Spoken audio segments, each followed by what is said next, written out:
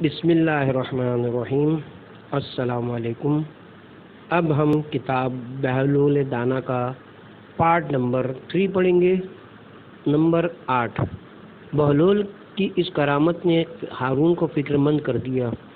وہ نہیں چاہتا تھا کہ بہلول کی کوئی ایسی بات لوگوں کو اپنی طرف متوجہ کرے اور وہ اس کے معتقد بن جائے، کیونکہ اسے یہ بھی بدگمانی تھی کہ امام موسیٰ بن جعفر جنہیں اس نے قید کر رکھا تھا وہ ان سے خفیہ رابطہ رکھتا ہے اور اس کے خلاف پروپیگنڈا کرتا ہے۔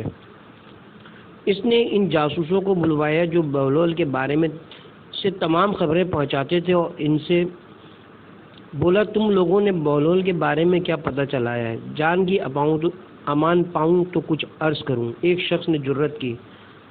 امان ہے، ہارون نے کہا۔ عالی جا، اسے دیوانہ نہیں دانا کہنا چاہیے۔ ایسا معلوم ہوتا ہے جیسے اس نے خود پر دیوانگی کا ایک خول سا چڑھا رکھا ہے۔ وہ دانش مندی میں اچھے بھلے ہوش مندوں کو مات دے دیتا ہے۔ ہم نے اس کی بہت نگرانی کی ہے، مگر کوئی ایسی بات نہیں دیکھی جس پر گرفت کی جا سکے۔ ایک وزیر نے جواب دیا، ہمیں خبر ملی کہ اس نے عوام کو اپنا گرویدہ بنا رکھا ہے، لوگ اپنی مشکلیں لے کر اس کے پاس جاتے ہیں۔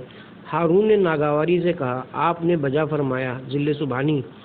یہ حقیقت ہے کہ وہ لوگوں کے کام آتا ہے اور بڑے عجیب انداز میں ان کی مشکلیں حل کرتا ہے۔ اگر اجازت ہو تو میں بغداد کے سوداگر کا قصہ بیان کروں جس کی مشکل بہلول نے آسان کی ہے۔ دوسرے مشیر نے گفتگو میں حصہ لیا۔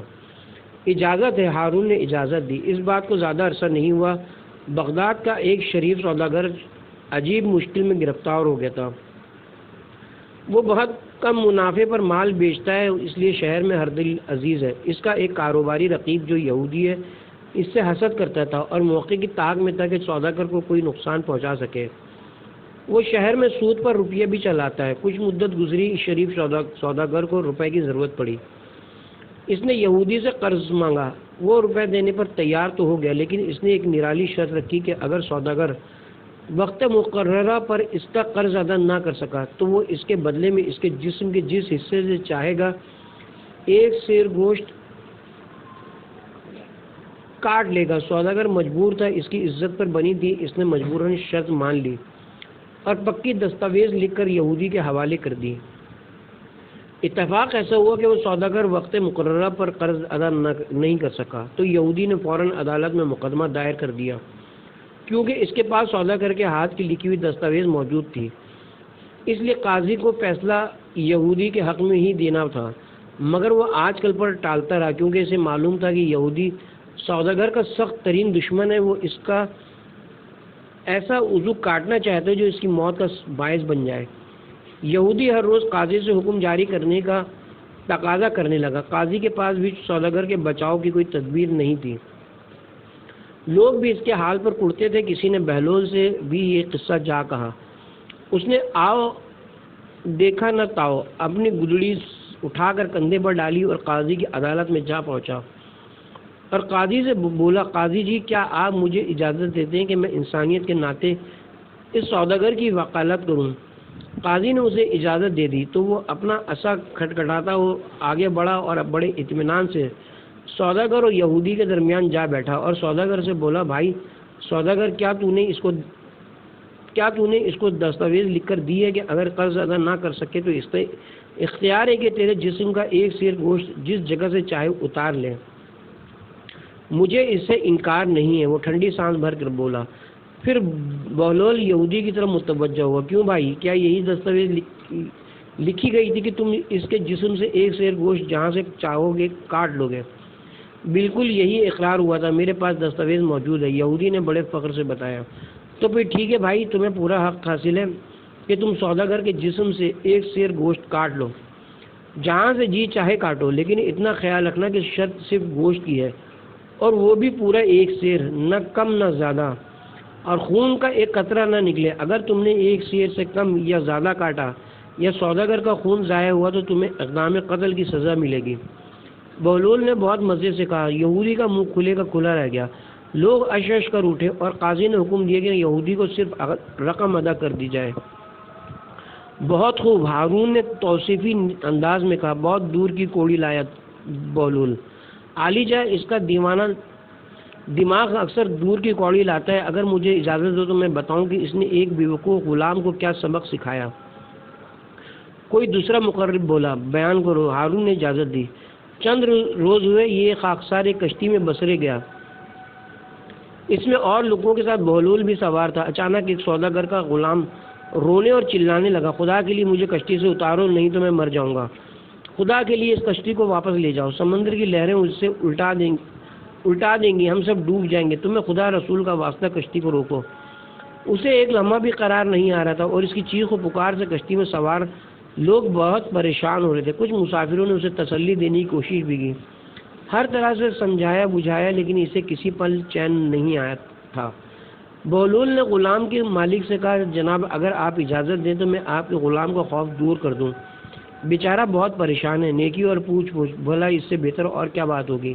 اس کا کوئی بندوبست کرو, یہ خود تو پریشان ہے ہی. اس کی چیخ و پکار ہمارے دماغ پر بھی ہتھوڑے کی طرح برس رہی ہے. اللہ تمہیں جزائے خیر دے, اسے پرسکون کر دو. سوداگر نے جلدی سے کہا. باقی لوگوں نے بھی اس کی ہاں میں ہاں ملائی. بہلول نے قریب بیٹھے ہوئے لوگوں سے کہا, بھائیو تمہیں زحمت تو ہوگی, ذرا اس بیچارے غلام کو اٹھا کر سمندر میں 3-4 ڈبکیاں تو دلوا دو.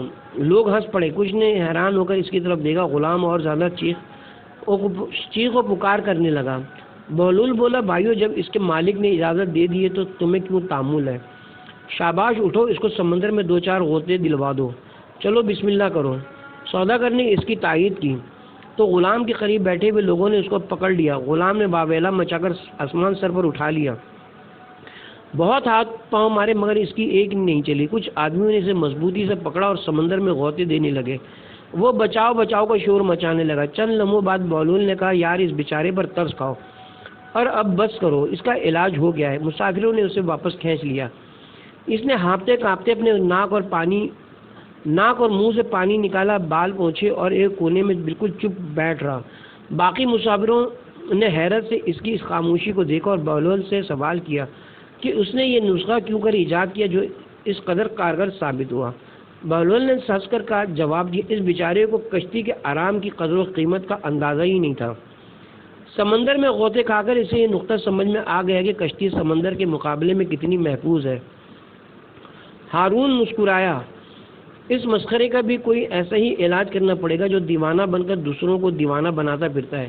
ذل الہی نے بجا فرمایا, ہمارا اندازہ بھی یہی ہے کہ وہ دیوانہ نہیں ہے بلکہ دوسروں کو بے وقوف بنانے کے لیے ایسی حرکتیں کرتا ہے.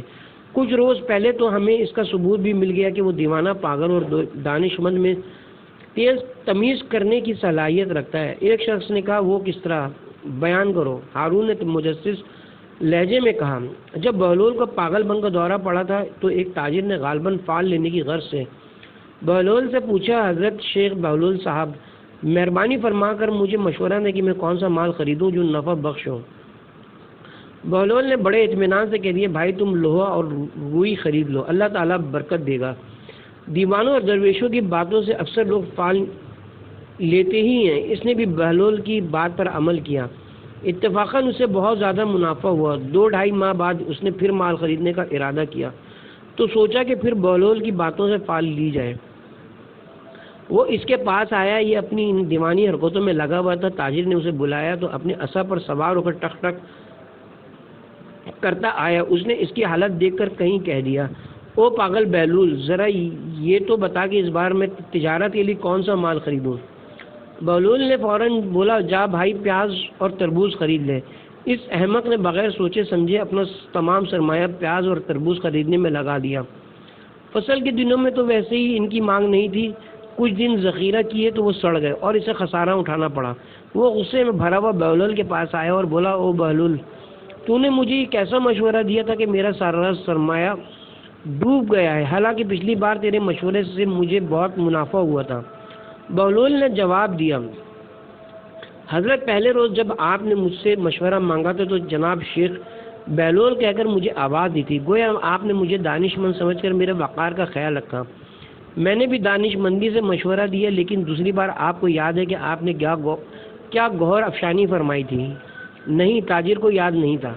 آپ نے فرمایا تھا, او پاگل بہلول, چونکہ آپ نے مجھے پاگل سمجھ کر مخاطب کیا تھا، اس لیے میں نے بھی آپ کو پاگل پن سے ہی مشورہ دیا تھا۔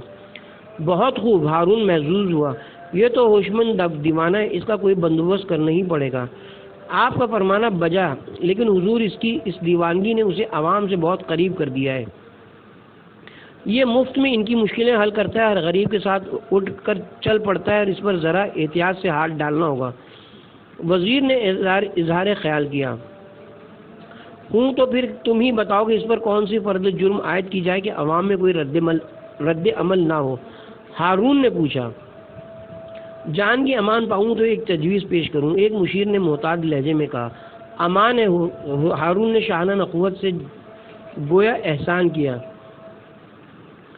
اس پر الزام لگایا جا سکتا ہے کہ وہ انبیاء سلف کی توہین کرتا ہے، اس لیے اسلام سے خارج ہو گیا اور واجب القتل ہے۔ اس نے بتایا۔ کوئی ثبوت؟ ہارون نے روبے شاہی سے کہا۔ اس کا ثبوت بھی موجود ہے اور گواہ بھی۔ مشیر بولا، بیان کرو۔ ہارون نے تحکمانہ شان سے کہا۔ کچھ لوگوں نے بہلول سے حضرت لوط علیہ السلام کے بارے میں پوچھا کہ وہ کس قوم کے پیغمبر تھے، تو وہ کہنے لگا کہ ان کے نام سے ظاہر ہے کہ وہ اوباشوں اور عیاشوں کے پیغمبر تھے۔ لوگ اس کے پیچھے پڑ گئے تو پیغمبر خدا کی شان میں گستاخی کرتا ہے۔ تو اس نے یہ کہہ کر اپنی جان بچائی کہ میں نے پیغمبر کی شان میں گستاخی نہیں کی، میں نے تو ان کی قوم کی بات کی ہے۔ اس کی تائید قرآن پاک میں موجود ہے۔ ہارون زیر لب مسکرایا اور بولا، نہیں، اس پر یہ الزام ثابت نہیں کیا جا سکتا۔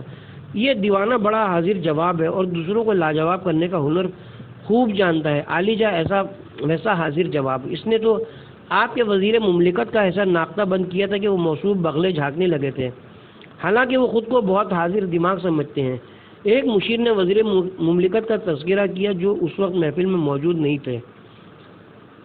وہ قصہ کیا ہے، بیان کیا جائے؟ ہارون نے اجازت دی۔ عالی جا ہوا یوں کہ ایک روز بہلول یہاں آیا تو اتفاقاً وزیر مملکت سے ملاقات ہو گئی۔ انہوں نے مزاحاً بہلول سے کہا، بہلول مبارک ہو، ابھی حکم آیا کہ خلیفہ نے تجھے کتوں، مرغوں اور سوروں کا امیر اور حاکم بنا دیا ہے۔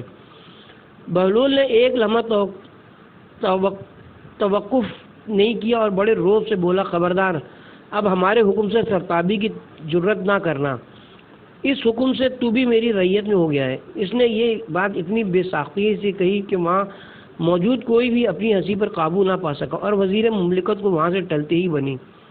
ہارون ہنسنے لگا تو اس کے خوشگوار مزاج سے شے پا کر مشیر کے کسی حاسد نے موقع غنیمت جان کر کہا، علی جا، مشیر صاحب نے وزیر مملکت کا واقعہ تو بیان کر دیا، لیکن ذرا ان سے بھی تو پوچھیے کہ پچھلے ہفتے حضرت بہلول نے ان کے ساتھ کیا کیا ہے۔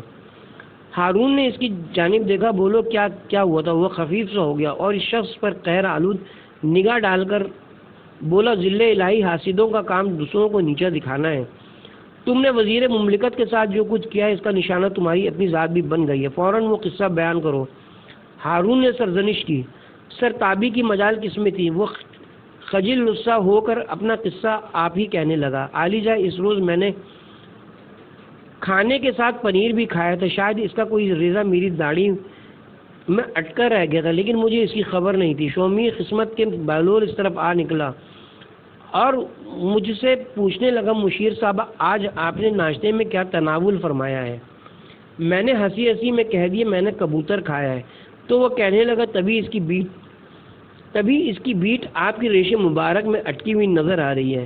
ہارون بے ساختہ ہنس پڑا۔ واللہ کیسا مسخرہ ہے یہ بہلول، کل اسے دربار میں طلب کرو، ہم خود اس سے بات کریں گے۔ نمبر 9۔ اگلے روز بہلول دربار میں حاضر تھا۔ ہارون اپنے زر نگار تخت پر شاہی لباس پہنے بڑی تمکنت سے بیٹھا ہوا تھا۔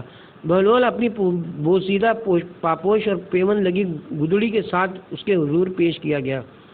ہارون نے ایک قہر آلود نگاہ اس پر ڈالی اور خشمگین لہجے میں بولا، بہلول، تو بہت ہوشیار بنتا ہے، لیکن ہمیں پتہ ہے کہ تو حکومت کے باغی موسیٰ بن جعفر کے دوستداروں میں سے ہے۔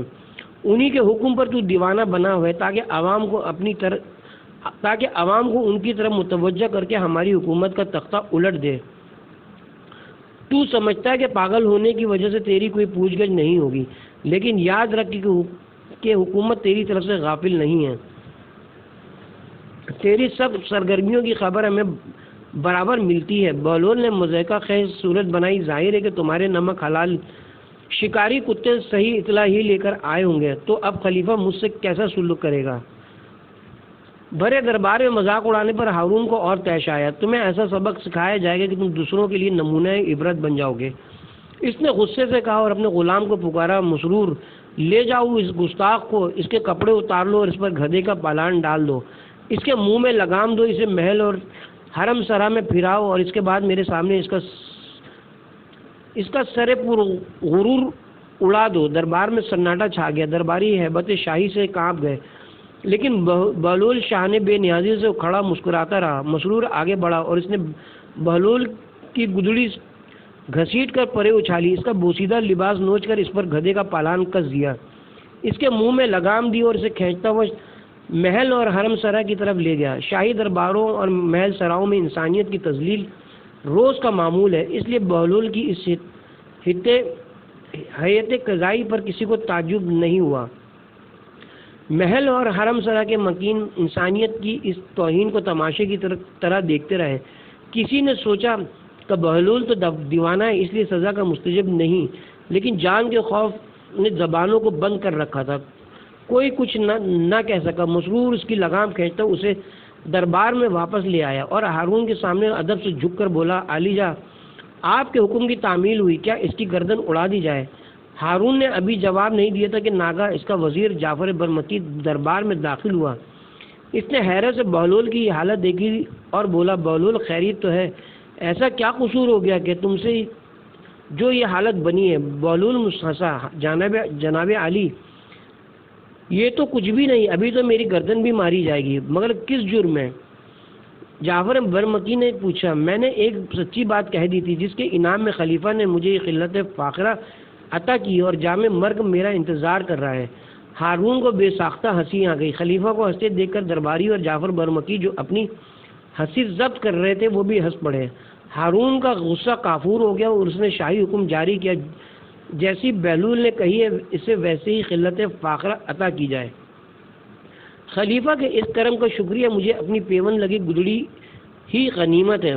بہلول اپنی گدڑی شانے پر ڈال لی، بہلول کو درہم دینار عطا کیے جائیں۔ شاہی فرمان جاری ہوا، نہیں، مجھے اہل جہنم کی پیشانیوں اور پشتونوں پر لگنے والی مہروں کی ضرورت نہیں۔ بہلول چلنے پر تیار ہو گیا۔ ہارون نے اسے روکا، بہلول، اگر تم اس انعام و اکرام کو اپنے استعمال میں نہیں لانا چاہتے تو غریبوں اور محتاجوں میں بانٹ دینا، ان کا بھلا ہو جائے گا۔ بہلول رک گیا اور اس نے رقم کی تھیلیاں غلام سے لے لیں۔ چند قدم چلا اور رک گیا، کچھ سوچنے لگا، پھر آگے بڑھا اور رک گیا، پھر کچھ سوچا اور واپس پلٹ آیا۔ اس نے رقم کی تھیلیاں ہارون کے سامنے ڈھیر کر دیں اور بولا، ہارون، میں نے بہت سوچا کہ ان اشرفیوں کی سب سے زیادہ ضرورت کس کو ہے، لیکن مجھے تجھ سے زیادہ مستحق کوئی اور نظر نہیں آیا۔ تجھ سے زیادہ نادار اور ضرورت مند شاید اور کوئی نہیں، کیونکہ میں روز دیکھتا ہوں کہ تیرے کارندے ہر جگہ لوگوں کو کوڑے مار مار کر ان سے ٹیکس وصول کرتے ہیں تاکہ تیرے خزانے پر ہوں۔ سارے شہر میں سب سے بڑا ضرورت مند تو خود ہے، اس لیے یہ رقم تو ہی رکھ لے۔ خلیفہ دم بخود رہ گیا، اہل دربار سناٹے میں آ گئے۔ بہلول کے انجام کو سوچ کر ان کے رونگٹے کھڑے ہو گئے، لیکن بہلول اطمینان سے چل کھڑا ہوا۔ روکو اس دیوانے کو، روکو! اچانک خلیفہ ہارون کی آواز گونجی۔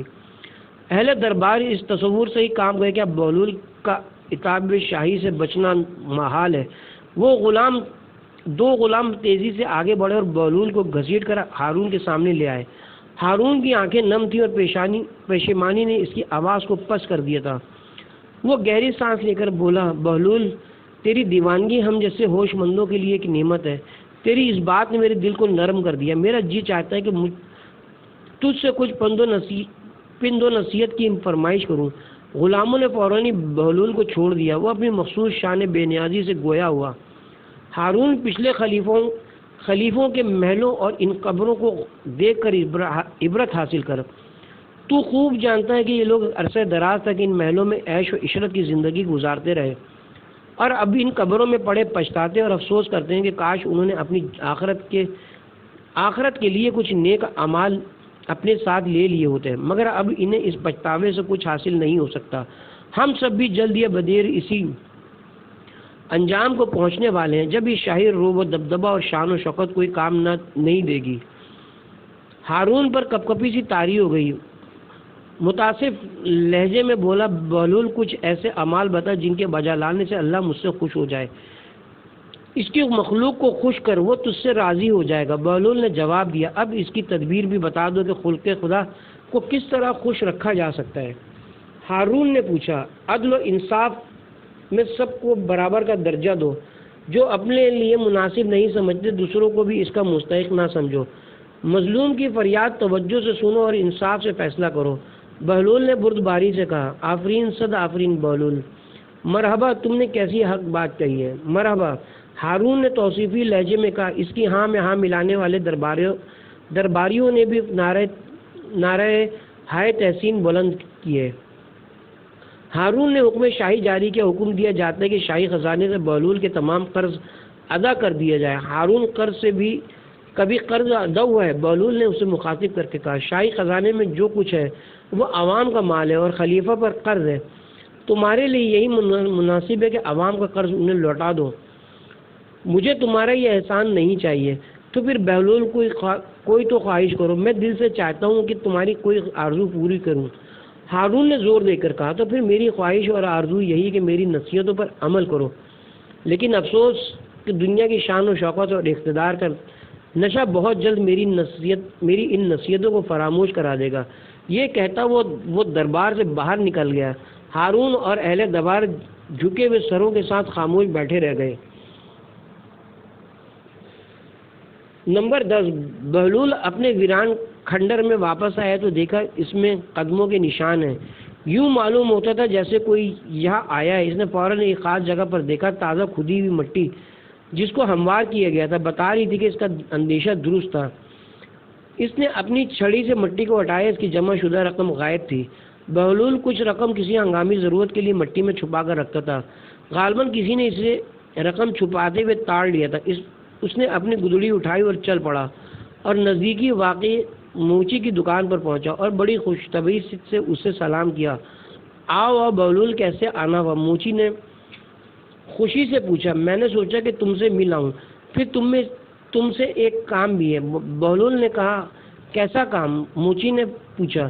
تم ایک اچھے انسان ہو، مجھ جیسے دیوانے کے ساتھ بھی خوش اخلاقی سے پیش آتے ہو، میں تم سے ایک مشورہ لینا چاہتا ہوں۔ بہلول نے کہا، یہ تمہاری مہربانی ہے کہ تم ایسا سمجھتے ہو۔ موچی نے خوش ہو کر کہا۔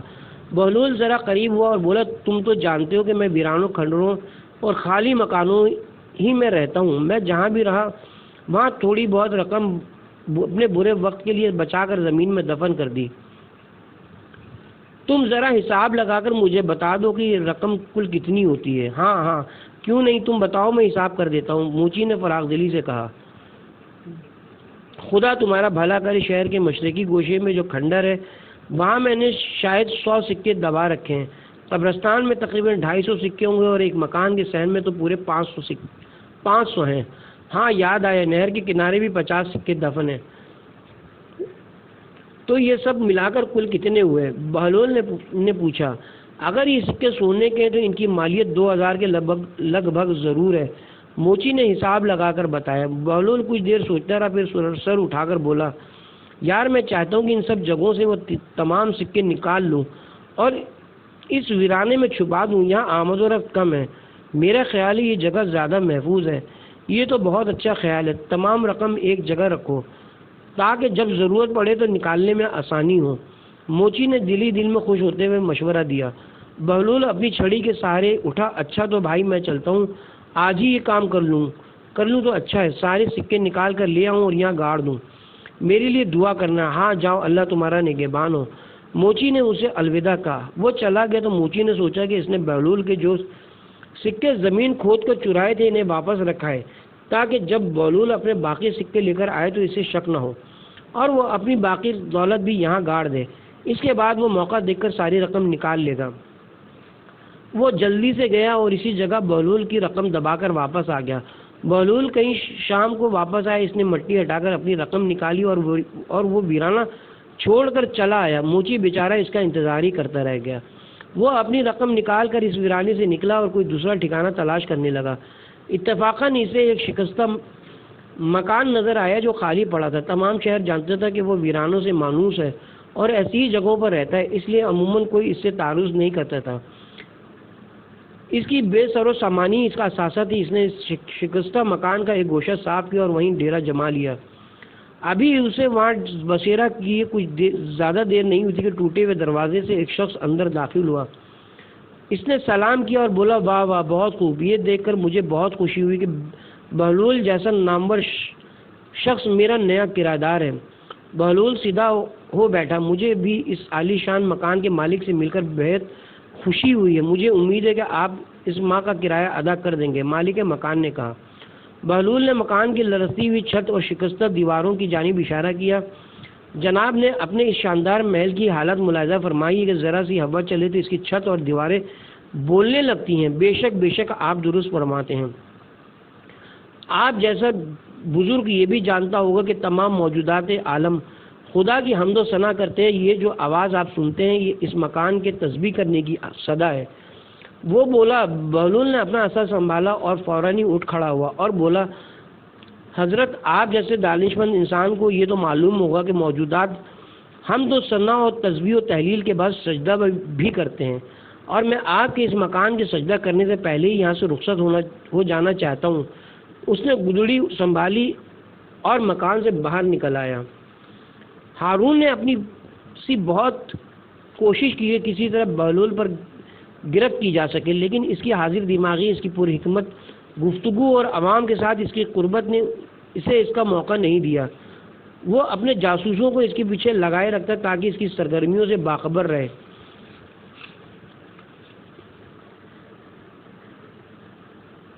کسی وقت سختی سے اس کی باز پرس کرتا، لیکن اکثر موقعوں پر بہلول ہی کام آتا۔ ایک بار ایک سیاح بغداد میں آیا، اس نے گھاٹ گھاٹ کا پانی پیا تھا، ملکوں گھوما تھا۔ جب وہ ہارون کے دربار میں حاضر ہوا تو اس نے خلیفہ کے وزیروں اور دانشوروں سے کچھ سوالات کیے، لیکن کوئی بھی ان کا جواب نہ دے سکا۔ ہارون اپنے مقربین کی نالائقی پر بہت شرمندہ ہوا۔ سیاح رخصت ہوا تو وہ اپنے وزیروں اور مشیروں پر برس پڑا، تم سب لوگ میرے لیے باعث ننگ و عار ہو۔ آج اس سیاح نے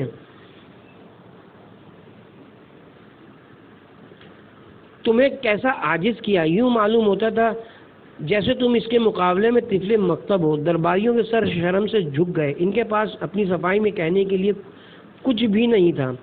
عتاب شاہی اور جوش میں آیا، کل اس سیاح کو دربار میں طلب کیا جائے گا۔ اگر تم لوگ اس کے سوالوں کے جواب نہ دے سکے تو تمہاری سب جائیداد اور مال و دولت اس کے حوالے کر دیا جائے گا۔ ہارون نے دربار برخاست کیا اور درباریوں میں کھلبلی مچ گئی۔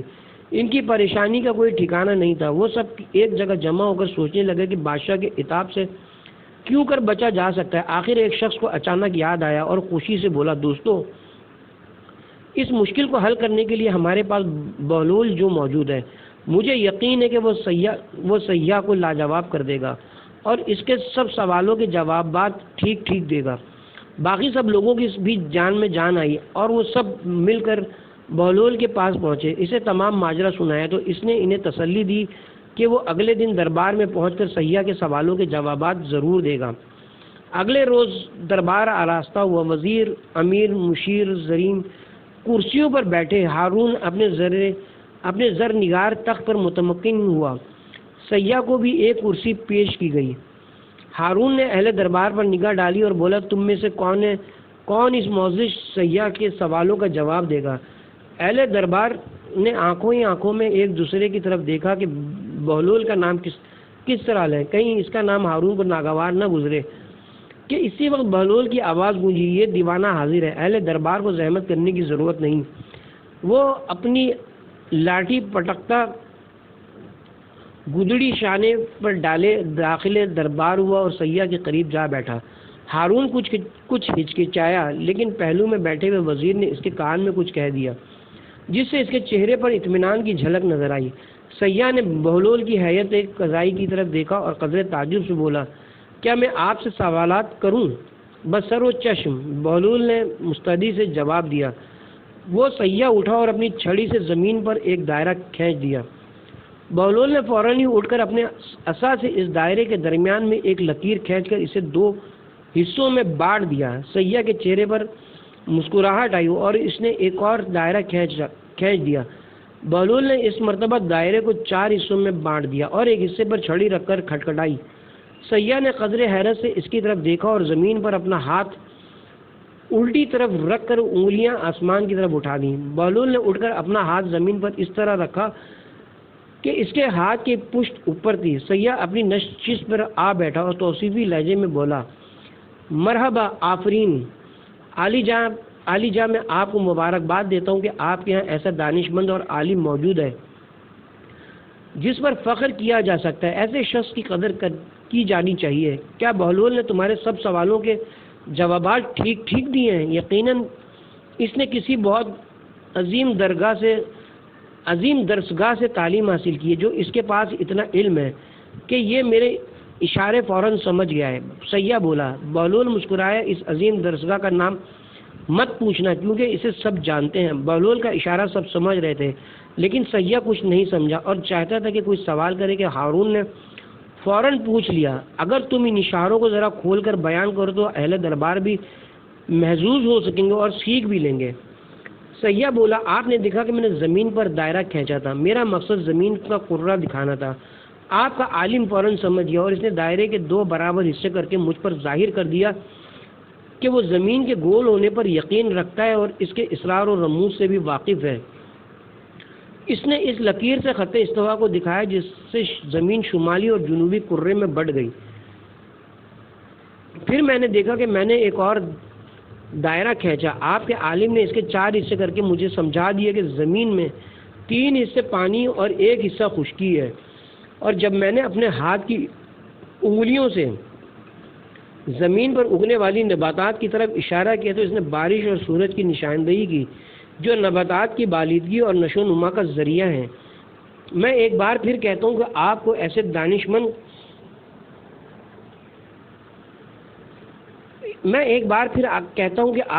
دانش مند پر فخر کرنا چاہیے۔